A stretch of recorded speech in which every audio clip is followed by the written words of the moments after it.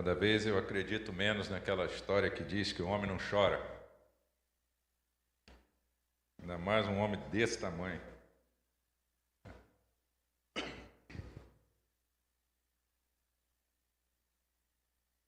É porque ele é flamenguista e está acostumado com chororô. Graça e paz, queridos, da parte de nosso Senhor Jesus Cristo. Amém? Eu penso que eu nem precisava estar aqui para pregar. Na sexta-feira nós tivemos aqui uma excelente mensagem nos falando sobre oração na família. Ontem nós tivemos uma mensagem, uma linda mensagem nos falando sobre a adoração na família. Hoje pela manhã nós tivemos também uma linda mensagem nos despertando a nos parecermos com Jesus. E o nosso cônjuge, os nossos filhos, ou os nossos pais, consigam ver Jesus em nós. Essas mensagens falaram muito no meu coração. E me deixaram numa responsabilidade tremenda. Porque quando você tem uma série de pregações assim, a gente não sabe se é melhor ser o primeiro ou ser o último. Porque se você é o primeiro, você acha que foi bem. Aí quando vem os outros, aquele primeiro não foi, esse é melhor. Mas se você é o último, vai ser, esse não foi bom, os outros três foram melhores. Então, a situação é a mesma para quem é o primeiro e para quem é o último, não é verdade? Mas como nós não estamos aqui numa competição, com toda certeza, de saber quem é melhor ou pior, nós estamos aqui para juntar tudo isso e ver em todas essas mensagens uma única mensagem: Deus ama nossa família. E ama tanto que nos deixou centenas e centenas de mensagens na sua palavra, nos despertando para esse valor da família. Principalmente para nós, os crentes, nós temos uma responsabilidade muito grande com a nossa família. A ponto do apóstolo dizer assim: aquele que não cuida da sua própria família faz pior do que o não crente. Porque o não crente lá fora, ele não tem noção de valores, de princípios, de moralidade, tudo para eles vale. Mas para nós que conhecemos a palavra de Deus, que temos toda essa noção de valores, princípios, então nós temos uma responsabilidade muito grande de mantermos em dia a nossa relação familiar e a nossa relação familiar também com Deus. Nesta noite, eu quero lhes falar sobre um outro aspecto da família, além da oração, além da adoração, além da espiritualidade, que é muito importante, com toda certeza, mas também lhes falar sobre mutualidade. Mutualidade. E eu quero ler novamente o texto bíblico, que nós já lemos nesse culto, no início, mas nós vamos lê-lo novamente, que é o texto que tem regido, nossas atividades, nossas palestras aqui. É o texto principal que nós temos usado ao longo desse mês aí de maio. Romanos, capítulo 14, os versos 7 e 8. Está aí também no seu boletim, se você quiser acompanhar, mas está aí. Porque nenhum de nós vive para si mesmo, e nem morre para si. Porque se vivemos, é para o Senhor que nós vivemos. Se morremos, é para o Senhor que morremos. Quer pois vivamos ou morramos, somos do Senhor. A vida do crente, ela pertence ao Senhor.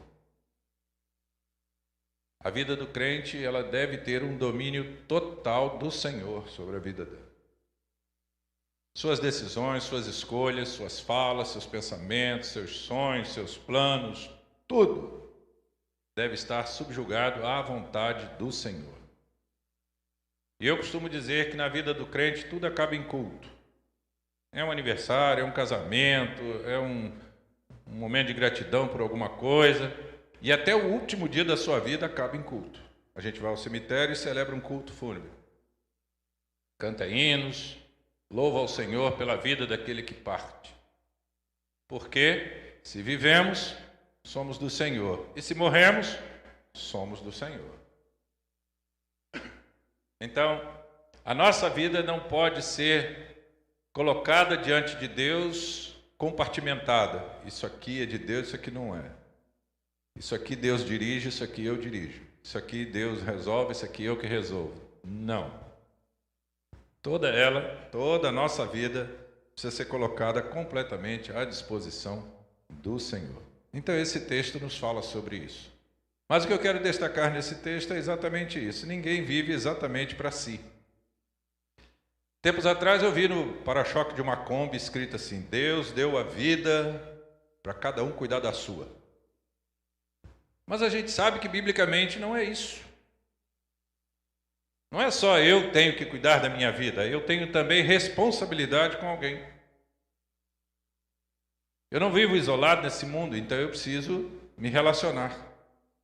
E quando a gente casa, há a perspectiva de formar uma família, a gente já precisa entender que entrar numa relação conjugal é abrir mão de alguma coisa em função de começar coisas novas.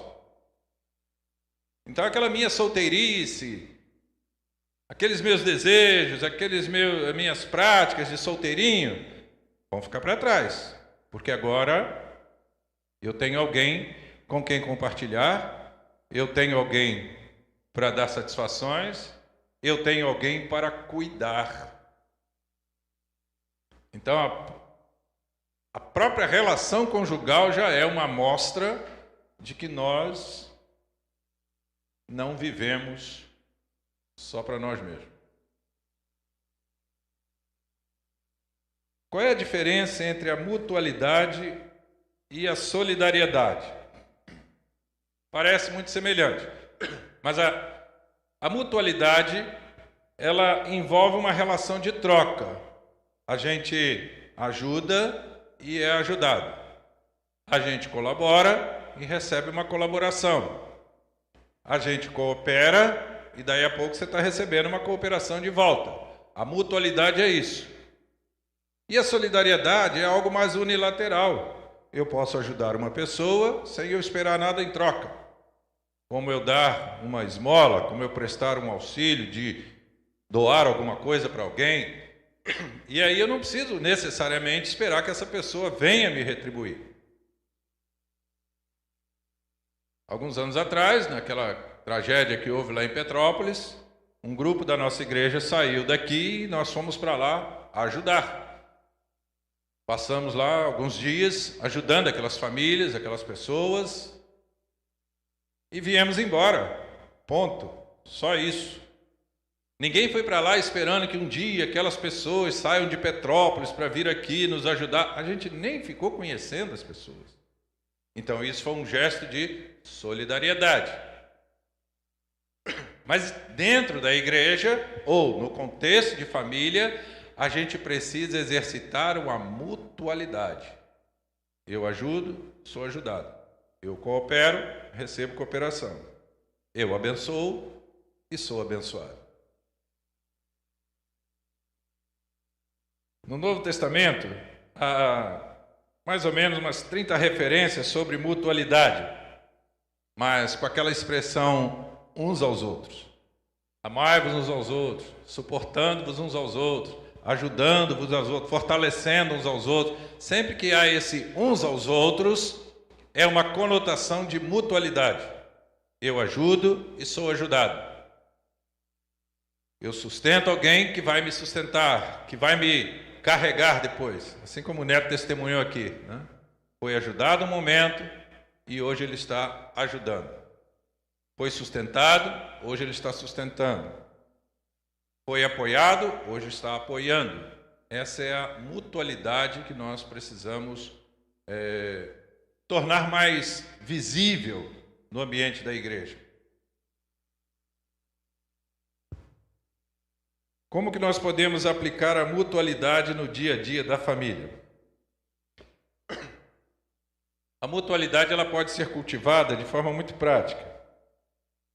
Numa comunicação aberta e honesta, por exemplo. Você conversar de forma honesta e verdadeira. Sentar para falar e saber que vai ser ouvido. Porque aquele outro depois vai precisar também ser ouvido. Falar e ser ouvido. Talvez até por força de função, né? Eu tenho isso muito latente em mim, né? Saber ouvir. Quando alguém chega e diz, pastor, eu preciso falar com o senhor. Senta aí, fala. Anos atrás atendi uma senhora e ela entrou no gabinete e disse, pastor, eu preciso muito falar com o senhor. Fala aí.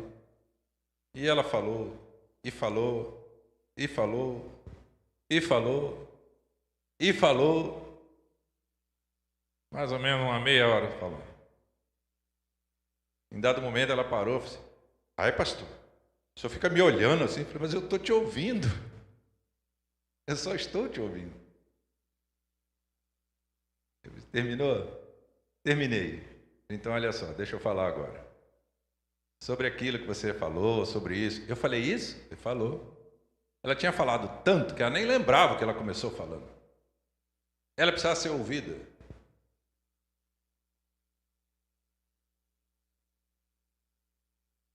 Uma vez eu estava na sala de aula e um aluno levantou-se e falou, professor, fez uma pergunta, alguma coisa teológica ao professor, e o professor dizendo assim, olha só, acontece que, não professor, mas é porque eu sei que... Ele, desculpa, eu não sabia que o irmão já ia responder. Ele, não vou responder não. Eu falei, então você me ouça. Então, pessoas que não estão acostumadas a exercer mutualidade são assim, gostam de falar, mas nem sempre gostam de ouvir. Já repararam isso? Hein? Pessoa que gosta de falar muito, nem sempre tem paciência para ouvir. Então, dentro de casa, isso já é um bom exercício de mutualidade. Atos de serviço, pequenos gestos, como ajudar nas tarefas domésticas, preparar algo especial. O Guto até falou isso hoje pela manhã, né? De serviço doméstico, que é como um manancial, né? Uma fonte inesgotável, né? Que não acaba nunca. Lá em casa é assim, a gente tem a mutualidade exercida assim. A Marluz faz o almoço, faz a comida, e no final eu lavo a louça. Não é muito justa essa troca, porque ela só faz o almoço. Mas na hora de lavar a louça, aparece panela não sei da onde, de tudo quanto é canto, sabe? Ela tem umas vasilhinhas plásticas, ela bota aqueles restinhos tudo na vasilhinha e vai empurrando as panelas. Daqui a pouco tem aquele monte de panela do meu lado. Eu falei, mas de onde estava isso? Não? Então não fica uma troca muito justa, não é verdade? Concordam comigo, gente? Faz favor. Por favor. Mas ela sabe, confia que aquela louça vai ser lavada. E cá para nós, não é só a louça que é lavada, é a cozinha que é arrumada. Tá? Estão pensando o quê? Que eu lavo de qualquer jeito? Não. Tamo junto. Tamo junto. Mutualidade. Eu cuido e ela me cuida. Eu cuido dela e sei que sou cuidado. Mutualidade. Outra coisa é tempo de qualidade. Reservar tempo de qualidade para você estar com os membros da sua família. Tempo de qualidade é você separar um tempo para dar a devida atenção. Pais de crianças pequenas, ter de parar para brincar com a criança. Esposo, separar um tempo para um lazer, uma saída com a esposa. A esposa, separar um momento para estar com o marido. Tempo de qualidade. Filhos, atenção, jovens e adolescentes aí. Filhos, separarem tempo para estarem com seus pais, para sentarem do lado dele, para ouvirem suas histórias, perguntar coisas que vocês não sabem.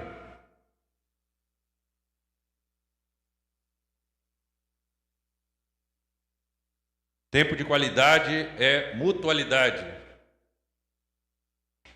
Isso é extremamente necessário e importante. Reconhecimento e gratidão, isso também faz parte da mutualidade. Reconhecer o serviço que o outro está fazendo, reconhecer o favor que é feito a você, saber agradecer, saber presentear. Isso é muito importante. Mas a gente vai, dando vazão a uma rotina doida, acelerada, e a gente passa por cima das coisas e esquece de olhar as pessoas como pessoas. Sabe aquele pai que vê o boletim da criança e diz: pai, tirei 10. E o pai diz assim: não fez mais que obrigação. Isso é falta de reconhecimento. Elogia, abraça, beija, joga para o alto, e diz: é isso mesmo e tal, sabe? Valoriza essa conquista do seu filho, da sua filha. Não faz outra coisa, não sei estudar, tem que ter, isso é falta de reconhecimento. Você precisa valorizar isso. Olhar para sua esposa e ver nela alguém bonita. Olhar para o seu esposo e ver nele alguém bonito.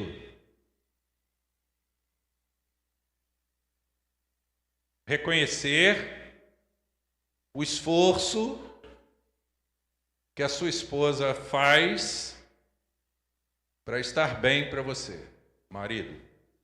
Reconhecer o esforço que seu marido faz para estar bem para você, esposa. Filhos, reconhecer o esforço tremendo que seus pais fazem para dar a vocês o que vocês têm. E dificilmente os filhos olham para os pais com reconhecimento. Sempre vão achar que os pais estão devendo alguma coisa para eles. Isso é falta de mutualidade. Dias atrás estava vendo um vídeo lindíssimo de uma menina que se formou na faculdade. E logo depois ela fez um vídeo ao lado do seu pai, o seu pai puxando esses carrinhos de rua que pega recicláveis, né?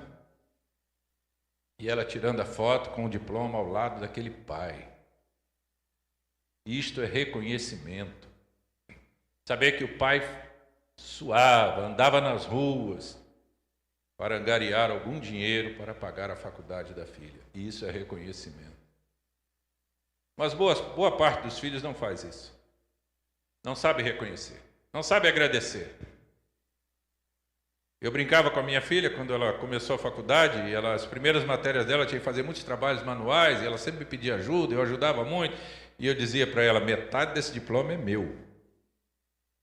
Eu estou fazendo faculdade com você, metade desse diploma aí você vai rasgar, eu vou uma moldura para cada um. E no dia da sua formatura, realmente, ela chorou e nos fez chorar, né? Com um gesto de gratidão. Eu digo: saiba agradecer. Saiba reconhecer o esforço que alguém faz por você, a ajuda que alguém presta a você. Isto é mutualidade. Mas eu queria comentar agora sobre alguns empecilhos da mutualidade na família. O que de fato tem atrapalhado essa mutualidade?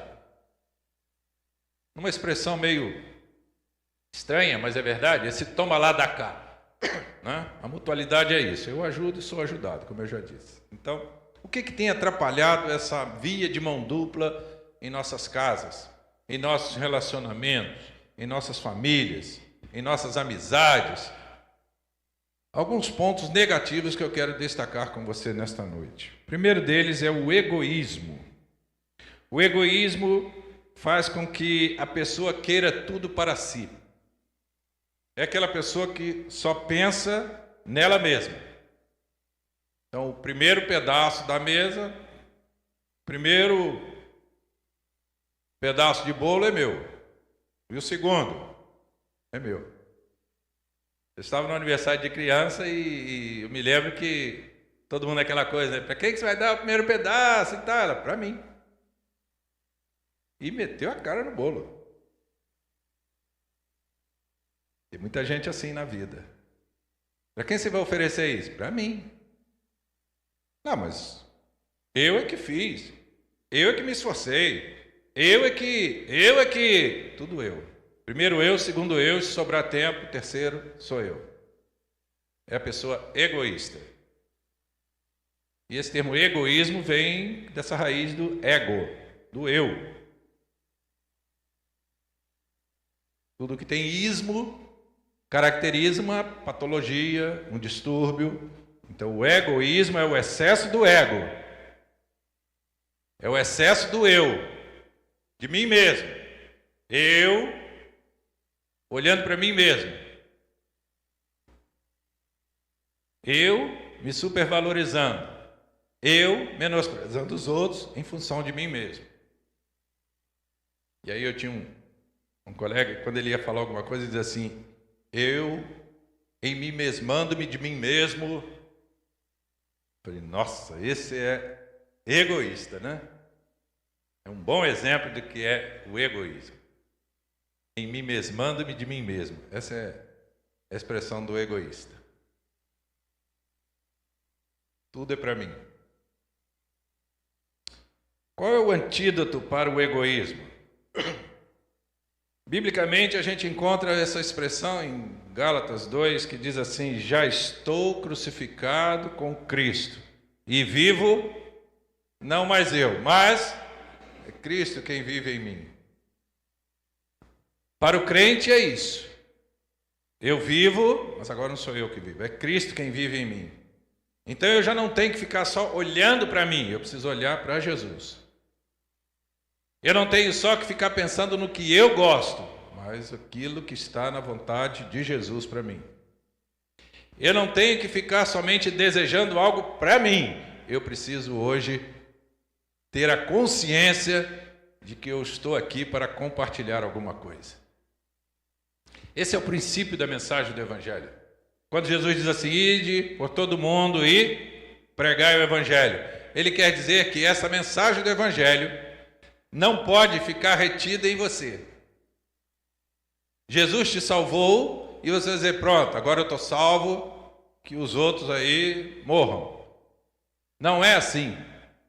É aquela síndrome de Roberto Carlos, quando ele dizia, né, e que tudo mais vá para o inferno. Os novos, os jovens aí não vão lembrar dessa música, aliás, nem conhecem essa música, né? Mas o tempo do Luiz, aí, cantarolava, né, Luiz, hein? Tempo da Edilma, quando não era crente, hein, Edilma? Adorava Roberto Carlos. Gosta até hoje. Já foi em algum cruzeiro com ele? Não. Alguns anos atrás eu estava em frente à casa do Roberto Carlos e de repente o portão abriu assim, ele desceu, passou com aquele carro conversível dele, né? Me olhou assim, deu um tchauzinho, eu dei um tchau, falei assim, pelo cabelo branco, ele deve ter pensado assim: é meu fã. Já foi em algum cruzeiro comigo, né? Mas eu nunca vi. Obrigado, Basta. Obrigado. Eu nunca vi e nunca conversei com o Roberto Carlos, né? Mas ele cantava essa música, que tudo mais vá para o inferno. Sabe, é a síndrome do egoísta. Mas em Gálatas 2, né, a gente aprende que agora é Jesus que vive em nós. E essa vida com Jesus deve nos causar essa transformação. Não mais ficar só olhando para mim mesmo. Eu agora preciso ter um olhar para os outros, para o meu próximo.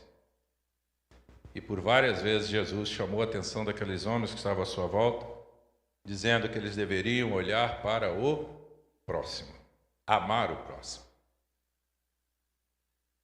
Uma segunda característica, um segundo empecilho, né, da mutualidade na família é o individualismo.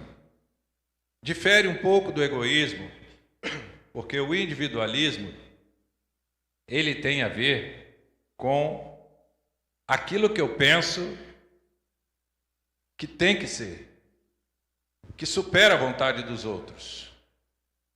O individualismo é aquela pessoa centralizadora. Ela está no meio, ela está com um grupo, mas o que deve prevalecer é a vontade dela. Mulheres que são assim, homens que são assim, prejudicam o relacionamento. Então, aquela esposa que não tem direito de opinar dentro de casa, porque o marido é que resolve tudo, ou o contrário, o marido não tem o direito de opinar alguma coisa, porque a esposa é quem manda em tudo, isso é individualismo. É aquela pessoa que centraliza tudo nela mesma. Eu me basto, eu sou autossuficiente, você pode até me ajudar, mas vai ser desse jeito. A gente pode até fazer assim, mas do jeito que eu quero. Não, nós podemos até resolver isso, mas no final o que vai prevalecer é a minha opinião. Isso é individualismo. Isso não é mutualidade. Mutualidade tem a ver com a minha opinião é essa, qual é a sua? Então vamos resolver aqui, vamos fazer um acordo. Mutualidade que supera o individualismo é assim. Queremos fazer tal coisa, vamos sentar, vamos planejar, vamos ver como fazer. Não é simplesmente sair por aí fazendo as coisas e a família que vem atrás. Eu conheci uma família que a esposa reclamava demais da conta porque o homem simplesmente resolvia mudar. Nós vamos agora mudar em tal lugar, vamos morar em tal lugar. E arrastar todo mundo. Tirava filho da escola, a esposa tinha um trabalho, saía do trabalho, porque o marido era esse aventureiro de querer mudar de atividade, mudar de lugar, na esperança de dias melhores, mas não consultava, não ouvia ninguém. Isso é individualismo. Essa dominação, isso é individualismo. Sua casa é assim? Você, marido, é assim? Você, esposa, é assim?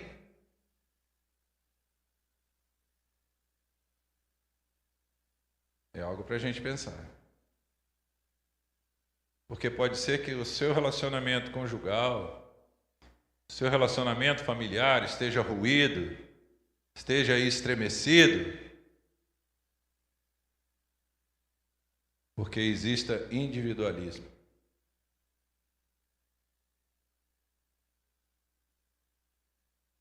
O antídoto para o individualismo está exatamente neste texto que nós lemos no começo. Romanos 14, o verso 7, quando ele começa dizendo assim: porque nenhum de nós vive para si mesmo, e nem morre para si. Porque se vivemos, é para o Senhor. Se morremos, é para o Senhor. Quer pois vivamos ou morramos, somos do Senhor. Nenhum de nós vive para si. Precisamos, de fato, rebuscar dentro do nosso relacionamento conjugal ou familiar a mutualidade para vencer o individualismo. Mas há um terceiro empecilho para a mutualidade dentro da nossa família. Falamos de egoísmo, falamos do individualismo, mas ainda há algo mais grave ainda, que é o isolacionismo. Já ouviram falar nisso? Isolacionismo. Nós estamos vivendo uma época por demais individualizada, porque as pessoas estão se isolando. Você entra num restaurante e você olha as mesas, e lá está, numa mesa de grupo, de família, cada um com o seu telefone. Não estão conversando, não estão se divertindo, não estão compartilhando. Cada um está isolado no seu telefone. É o mal desta época. O smartphone nos isola. É capaz de você gastar horas visualizando videozinhos bobos que não vão te levar a lugar nenhum, mas você não tem mais paciência de sentar 5 minutos e conversar com a pessoa. Estou mentindo?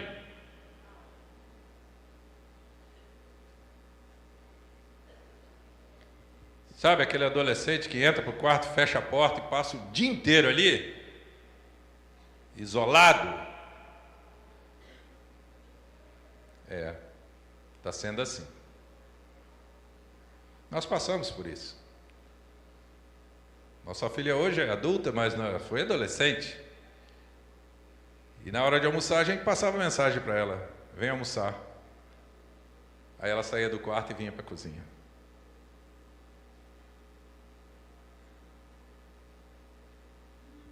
Aí os pais não sabem o que fazer. E o que é pior, os jovens e adolescentes também não sabem o que fazer para se livrar desse vício, desse mal, desse isolamento. E aí não tem referência de conversa, não tem referência, por exemplo, de uma pessoa para pedir um conselho, não é capaz de parar com uma pessoa para ouvi-la. Tempos atrás, uma adolescente conversou comigo um tempão pelo WhatsApp. E por fim que eu vi que a conversa estava ficando séria, eu falei assim: vamos conversar. Vamos marcar para a gente conversar lá na igreja. E aí um domingo ela passou assim, passou por mim. Eu falei: oi, tudo bem? Tudo bem, pastor. Eu falei: ué. No telefone ficou um tempão falando comigo. Pessoalmente, passou por mim, quase não me cumprimenta, se eu não falo nada. Essa capacidade nós perdemos. Ou estamos perdendo, ou já perdemos, de conversar, de dialogar, de trocar ideias, de aprender com a experiência do outro. Então, dentro de casa, precisamos resgatar a mutualidade na conversa, no tempo de qualidade, na ajuda mútua. Meus queridos, se nós não tomarmos essa providência agora, lá na frente, a gente não vai poder reclamar, não. Se hoje você não conseguir pôr um freio nesse mau relacionamento, lá na frente você não vai poder reclamar.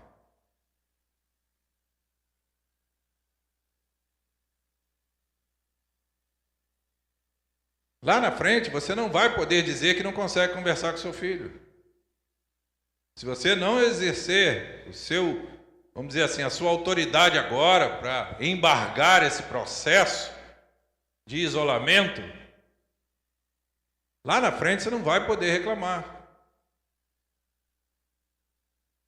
Mas eu volto o meu olhar agora também para os jovens e adolescentes. Se vocês não tiverem força hoje para embargar esse processo, para embarrear isso, para interromper esse processo, de se isolarem, de se enfurnarem dentro de um quarto, tentarem ali passar o dia inteiro, seja no celular, seja no computador, jogando, brincando, vocês vão adoecer. Escuta o que eu estou falando. Vocês vão adoecer. E o que a gente tem hoje de crianças sofrendo de ansiedade, já perdeu-se a conta. Crianças, não estou falando nem de adolescente ainda, estou falando de crianças. Crianças que já estão fissuradas ali, viciadas numa telinha de um celular, que quando a mãe tira, a criança parece que está perdendo o ar. Crianças. Adolescentes que estão sofrendo de ansiedade de uma forma absurda, porque não sabem resolver os seus problemas, suas crises pessoais, perderam a direção para isso. Eu venho de uma geração onde a gente não tinha essa tecnologia toda. Então a gente inventava nossas brincadeiras, a gente vivia na rua, não é? A gente saía de manhã, ia para a escola, voltava, almoçava e queria ir para a rua, a mãe disse: vai fazer o dever. Não, mãe, eu faço depois. Negativo. Vai fazer o dever, senão não vai para a rua. Aí a gente fazia o dever, e rua, e voltava de noite, limpinho, com aquele cordãozinho no pescoço, não é? O pezinho cinza. Isso se não estivesse machucado. Aí entrava, tomava banho e dormia, cansado. A gente inventava nossas brincadeiras. Mas hoje as crianças têm tudo pronto num celular, não tem nem o que criar, é só brincar. E a gente acha lindo, já sabe até mexer no celular. Olha que lindo. Eu não sei, ele já sabe até achar um vídeo. A gente acha isso lindo. Mas tudo tem um preço. O preço do isolacionismo. O preço daquela criança não saber conversar, não ter criatividade, não ter estrutura emocional para enfrentar os seus problemas, suas realidades. E a gente também não vai saber, porque nunca interagiu com os filhos. A gente também não vai saber ajudá-los, não é? Então, meus queridos, é hora da gente tentar resgatar isso. Parece que o que eu estou falando, eu estou chovendo no molhado. Pode ser. Mas eu aprendi que o óbvio sempre precisa ser dito. E tudo isso que eu estou falando, você já deve ter ouvido de várias formas, de várias maneiras, de várias pessoas. Mas é verdade. É uma necessidade que a gente tem hoje de resgatar a mutualidade dentro da nossa casa. A interação. Pai conversando com filho, com filha. Eu já falei aqui algumas vezes, meu pai, ele viajava muito, passava a semana viajando e tal, mas todo domingo, antes de ir para a igreja, ele fazia questão de nos colocar à mesa do café e fazia ali com a gente o culto doméstico. Era o tempo que ele tinha, mas aquilo se tornou um tempo de qualidade. E ainda exigia. Quando eu vinha sem camisa, ele vai botar uma camisa. Pai, estou suado. Depois lava, bota uma camisa. Tinha todo esse rigor, todo esse ritual. Mas era o tempo de qualidade que ele separava para estar com a gente. A gente precisa resgatar esse negócio. Sentar com os filhos, de conversar, trocar ideia, abrir um... Se é que ainda existe na sua casa, abrir um álbum de retrato. Trocar essas ideias.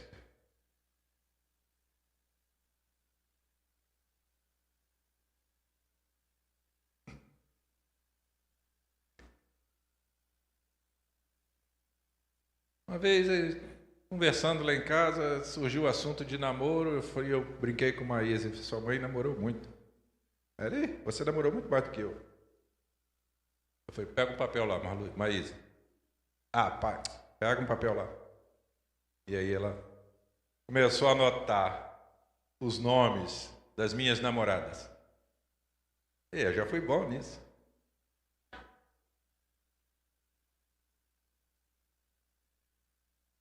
Ô bravo, tamo junto, Dezinho.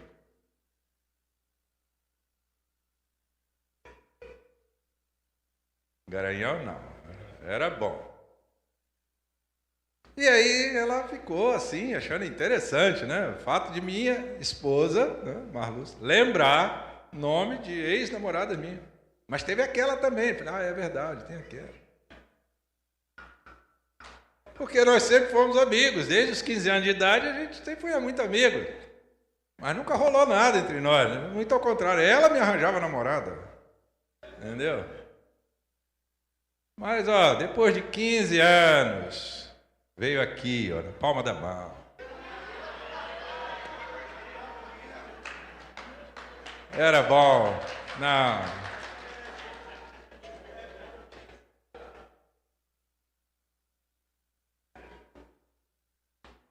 Depois de 15 anos. Aí eu falei, Marluce, tem que te dizer um negócio. O quê? Eu não sei se eu estou confuso. Mas eu estou sentindo algo diferente por você. E aí ela disse, eu também e tal. E aí resolvemos conversar sério. E aí aquela coisa de namoro ou amizade, a amizade virou namoro. Mas a Maísa achou interessante a gente não ter essa coisa a esconder. Porque não há essa necessidade. Experimente contar para os seus filhos aí como é que vocês se conheceram, vocês casados. Conta aí como é que foi, a trombada que deram, sei lá. uma amiga que arranjou namoro, sua amiga. Conta. De repente isso pode despertar nele uma confiança para chegar para você e dizer assim: papai, estou gostando do menino lá na escola, lá na igreja. Eu sei que tem alguns pais aí que estão sofrendo com isso atualmente, mas, gente, isso é normal, mas o filho precisa ter essa confiança de chegar e contar e conversar com a certeza de que ele não vai ser julgado, ele vai ser ouvido e entendido e aconselhado e orientado e de preferência orientado de acordo com a palavra de Deus. Isso é tão bom, gente, quando a gente pode contar com a confiança de uma criança, de um adolescente. Isso faz bem para a gente. Que os filhos tenham confiança nos seus pais. Porque se eles não conseguem isso dentro de casa, eles vão conseguir lá na rua. Se eles não conseguem ser ouvidos dentro de casa, eles vão ser ouvidos lá na esquina, lá na porta da escola, lá na turminha.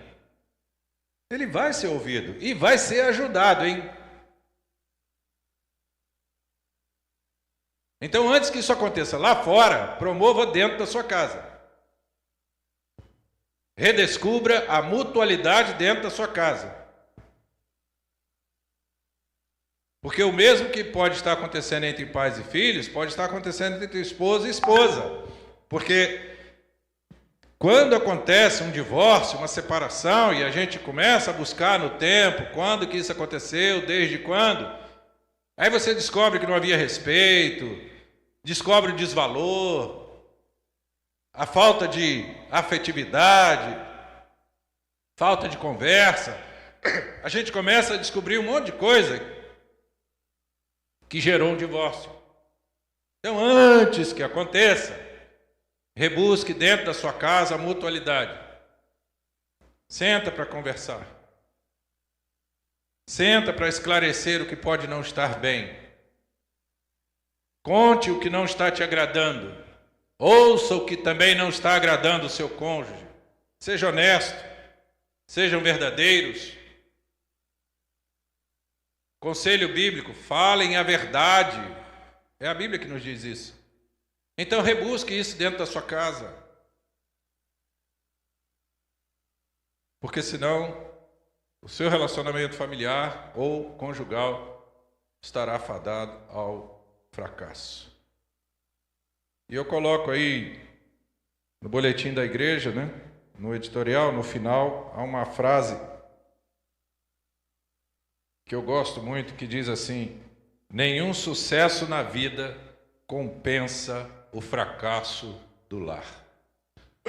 Nenhum sucesso na vida compensa o fracasso no lar. Não importa o quanto você já conseguiu, não importa a carreira que você esteja exercendo, quanto dinheiro você está ganhando, se você está perdendo o seu lar, a sua família. Não importa onde você quer chegar, se você quiser chegar sozinho. Onde você quiser chegar, você precisa chegar com a sua família. O que você quiser ser, você precisa ser junto com a sua família. Onde você quiser morar, você tem que ter a sua família. Não importa. Nada pode ser melhor do que o sucesso da nossa família. Ah, pastor, eu nunca consegui tal coisa porque eu tive que dar atenção à minha família. Amém por isso.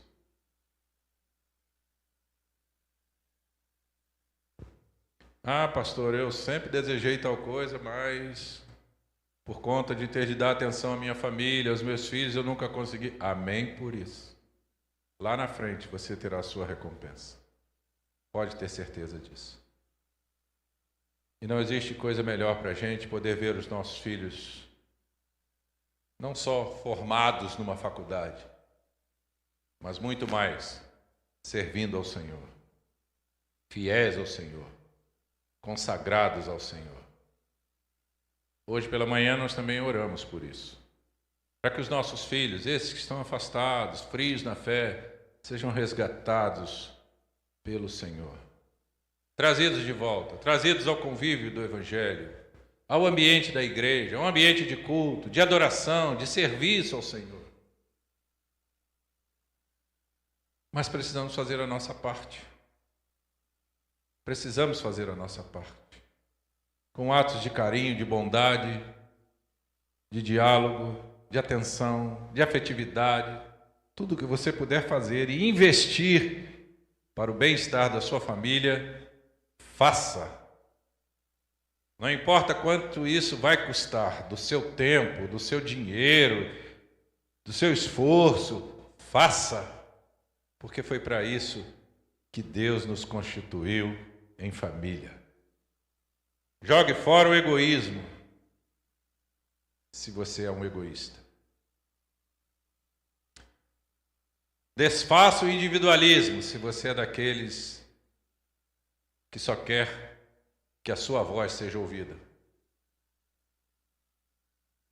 Jogue fora o isolacionismo, se você acha que ter uma família é importante, você vai precisar viver em família. Penso que você já entendeu o que a palavra de Deus nos ensina. Penso que você já entendeu o que Deus queria dizer para você. Penso também que aqueles que não vieram na sexta, no sábado, perderam bastante. Mas ainda dá tempo de você caminhar com Deus. Dá tempo de você rebuscar essas coisas na sua casa. Eu quero terminar usando a ilustração que Jesus contou de uma mulher que perdeu a moeda dentro da sua casa. Uma moeda que significava todo o dinheiro que ela tinha. Ela perdeu. E o mais interessante é que a palavra de Deus diz que ela não foi procurar na calçada, ela não foi procurar na rua, ela não foi na casa dos outros procurar. A Bíblia diz exatamente que ela começou a varrer a sua casa, passando a vassoura em toda a sua casa, até que em dado momento ela encontrou a moeda. A pergunta é, por que ela encontrou a moeda dentro de casa? Me respondam, por favor. Porque ela tinha perdido dentro de casa. Simples, né? Parece tão básico. Mas é exatamente esse erro que nós cometemos, de saber que as coisas que estamos perdendo dentro de casa, a gente quer procurar fora. A gente quer ouvir conselho dos outros. Aquilo que a gente sabe que não está bem dentro de casa, precisa ser limpo, varrido, rebuscado, porque será achado ali, dentro de casa. Se o seu relacionamento conjugal não vai bem, você, marido, sabe que não é com outra mulher lá fora que você vai resolver o seu problema. Você, mulher, sabe que não é com outro homem lá fora que você vai resolver o seu problema. Se o seu problema é conjugal, é com o marido, é com a esposa que precisa ser resolvido. Meninos, meninas, se os seus problemas são com os pais, não vai ser com os pais dos outros filhos que vocês vão resolver os seus problemas. Vocês vão resolver com seus pais, conversando, na expectativa de que serão ouvidos, entendidos e aconselhados. Porque se o problema está dentro de casa, é ali que precisa ser varrido, é ali que precisa ser arrastado, é ali que precisa ser procurado, porque vão achar ali. Eu convido você a tomar isso como um desafio pessoal. Olhar para dentro da sua própria casa, olhar para dentro da sua própria família, olhar para dentro do seu próprio casamento e desejar isso, rebuscar essa mutualidade. Cuidar mais da esposa, para que você seja cuidado. Cuidar mais do marido, para que você seja cuidado. Cuidar dos seus filhos, para que você seja cuidado. E a coisa mais triste que tem é ver pessoas idosas sofrendo a solidão, porque filhos e netos não cuidam deles. Será que souberam desenvolver isso na sua casa? Pode ser que sim, pode ser que não. Então, antes que isso aconteça, lá no seu futuro, comece hoje a rebuscar essa mutualidade dentro da nossa casa, da sua casa. Convido você a fechar os seus olhos em oração nesse instante e colocar isso diante de Deus. Colocar isso como um desafio para você.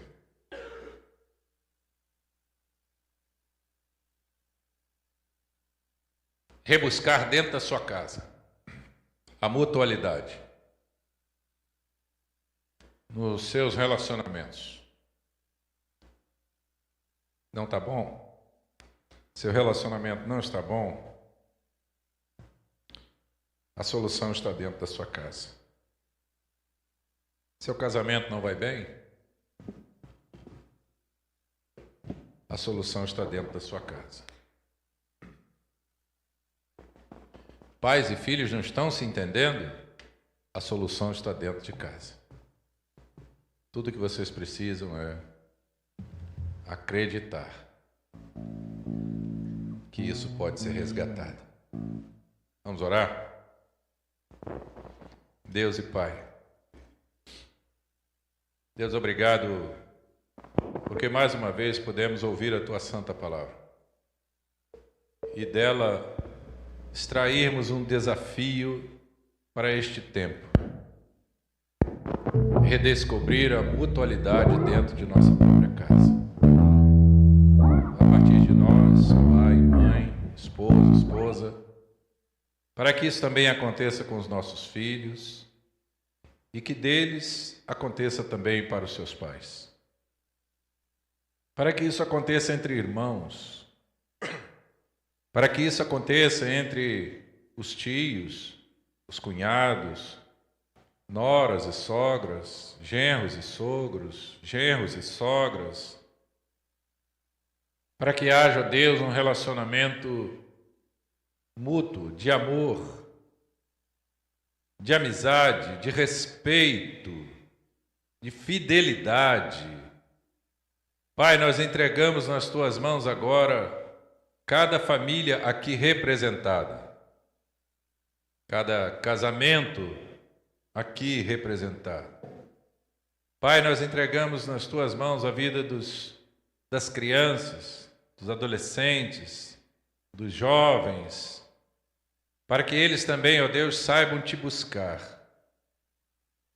e saibam encontrar no Senhor a direção para as suas vidas.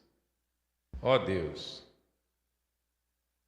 queremos tomar isto como um desafio pessoal, cada um fazendo a sua parte diante do Senhor, cada um fazendo a sua parte diante da própria família. Porque se queremos ver esta igreja fortalecida, precisamos ter aqui lares fortes, famílias fortes.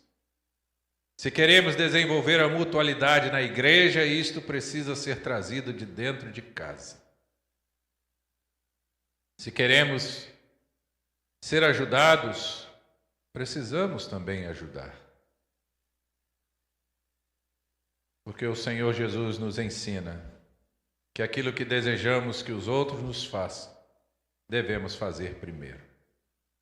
Que o Senhor nos abençoe, nos fortaleça, nos abra uma visão que seja uma visão espiritual dos males que possamos estar sofrendo dentro de nossas casas, para que eles sejam tirados dali na força do Teu Espírito Santo.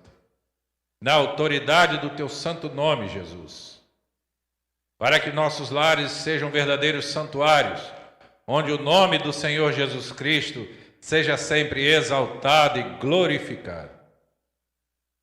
Assim como ouvimos pela manhã, que as pessoas vejam em nós Jesus. Que ao olharem para a nossa casa, vejam ali pequenas igrejas. e que essas pequenas igrejas se unam para formarmos esta grande Igreja Batista do Parque Eliano. Que o Senhor nos abençoe, pelo nome de Jesus Cristo. Amém. Amém.